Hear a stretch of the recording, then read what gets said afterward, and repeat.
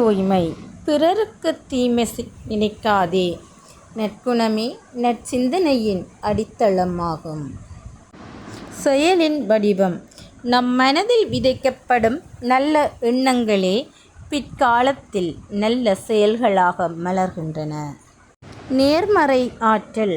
நற்சிந்தனை கொண்ட மனிதரைச் சுற்றி எப்போதும் நேர்மறையான சூழல் நிலவும்.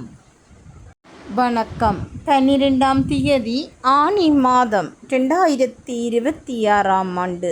புலம்பெயர் தேசத்தில் வாழ்ந்தாலும் இம்மண்ணையும் மக்களையும் தம் மனதோடு வைத்து மற்ற நகரில் வாழும் மழலைகளின் துயர் துடைத்த வள்ளல்கள் திரு செல்வராசா ஜெயந்தன், திருமதி ஜெயந்தன் உஷாநந்தினி இவர்களால் இப்பணிகளுக்காக 100 சுவிஸ் பிராங்குகள் அன்பளிப்பாக வழங்கப்பட்டுள்ளது.